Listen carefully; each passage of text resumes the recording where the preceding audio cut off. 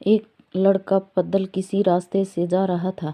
उस लड़के ने देखा कि किसी सामने वाली बिजली के खंभे पर एक कागज़ की पर्ची चिपकी पड़ी है और उस पर्ची में कुछ लिखा हुआ है। वो लड़का थोड़ा नज़दीक जाकर पर्ची में क्या लिखा है वो देखने लगा। उस कागज़ की पर्ची में लिखा था, कल इस रास्ते से गुजरते वक्त मेरे 100 रुपये कहीं गिर गए थे। मैंने ढूंढने की बहुत कोशिश की लेकिन मुझे वो नहीं मिले। कृपया इस रास्ते पर कहीं भी किसी को भी मेरे 100 रुपये मिलें तो इस पते पर पहुंचा देना। पर्ची में उसका एड्रेस भी लिखा हुआ था। लड़के को ये पर्ची पढ़कर उस एड्रेस पे जाने का मन करने लगा। वो लड़का उस एड्रेस पे जाने के लिए आगे बढ़ने लगा। उस एड्रेस पे जाकर लड़के ने देखा कि वहाँ पर एक झोपड़ी है। लड़के ने बाहर से आवाज़ लगाई तो उस झोपड़ी में से एक वृद्ध औरत लाठी के सहारे बाहर आने लगी। लड़के को पता चल गया कि वह वृद्ध औरत सिर्फ अकेली ही इस झोपड़ी में रहती है। वो लड़के ने उस वृद्ध से कहा कि माँ जी, आपके 100 रुपये जो गिर गए थे वो मुझे मिले हैं, ये रहे आपके 100 रुपये। उस लड़के की बात सुनकर वो वृद्ध औरत रोने लगती है और कहती है कि बेटा, अब तक करीब 15-20 लोग मुझे 100 रुपये देकर जा चुके हैं।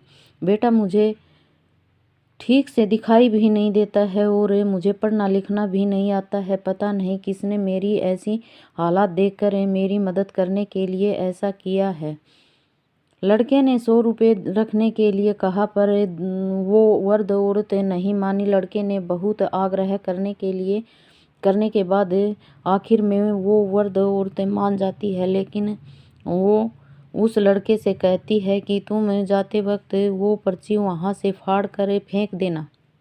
मुझे पता नहीं कि किसने मेरे पे तरस खाकर ऐसा किया है। लड़के ने कहा, माँ जी, आप इस बात की फिक्र मत करना, मैं वो पर्ची फाड़ दूंगा। अब वो लड़का उस वृद्ध औरत के घर से निकल जाता है। थोड़ी देर चलने के बाद उस लड़के ने सोचा कि आखिर मुझसे पहले आए हुए उन 15-20 लोगों को भी इस माँ जी ने वो पर्ची फाड़ने को कहा होगा, लेकिन उनमें से किसी ने भी पर्ची को नहीं फाड़ा, तो फिर मैं क्यों फाड़ूं?